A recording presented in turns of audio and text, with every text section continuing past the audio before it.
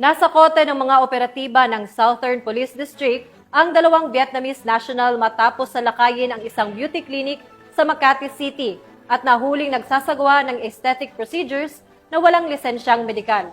Nakatutok dyan si Patrolwoman Mary Tony Veva.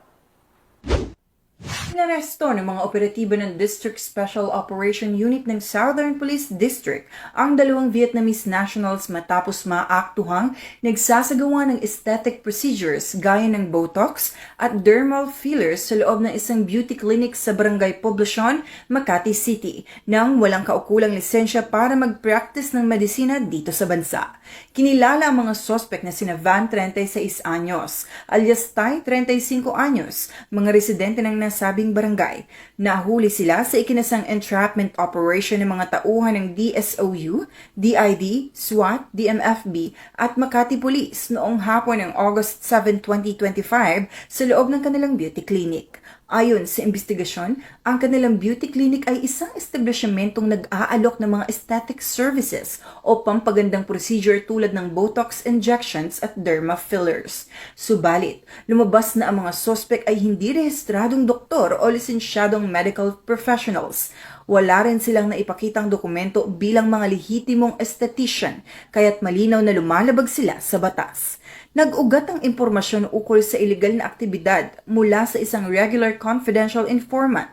Matapos ang halos isang linggong surveillance upang i-verify ang reklamo, agad na nagsagawa ng entrapment operation kung saan isang pulis ang nagpanggap bilang pasyente upang mahuli ang mga suspect sa aktong pagsasagawa ng mga procedures. Sa isinagawang operasyon, narecover mula sa klinika ang iba't ibang kahon ng Botulax at Botox, mesotherapy solutions, fillers, hilinggilya, microcannula needles, anesthesia, surgical tools, mga official receipt, client forms, sales invoices, ID ng mga suspect at pera mula sa buy-bust operation.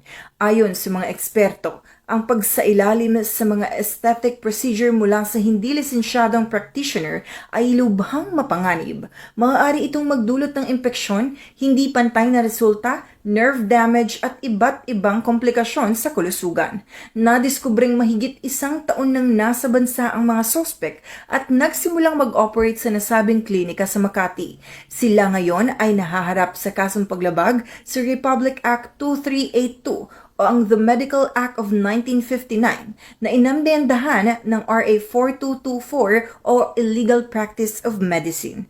Dumaan na sa inquest proceedings ang mga suspect at nakipag-ugnayan na rin ang SPD sa Bureau of Immigration para alamin ang legal status ng kanilang pananatili sa bansa at posibilidad na deportasyon.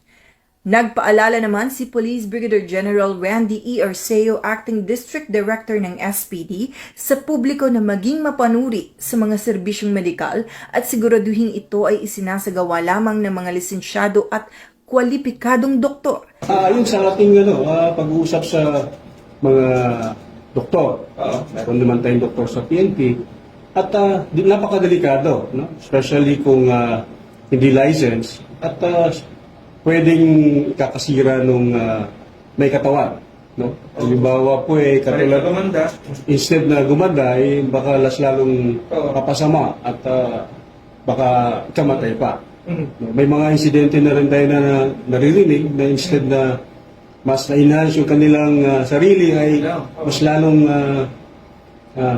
hindi magandang resulta. Malinaw na babala ang isinagawang operasyon ay hindi papayagan ng SPD ang sinumang lalabag sa batas at magsasapanganib sa kaligtasan ng publiko kapalit ng kita. Tiniyak niyang mananatiling nakatutok ang SPD at aktibong nakikipagtulungan sa komunidad upang mapanatiling ligtas ang mamamayan. Mula dito sa Southern Police District, ako ang inyong PNN correspondent, Patrolwoman Mary Tony Veva, alagad ng batas, tagataguyod ng Balitang Pulis.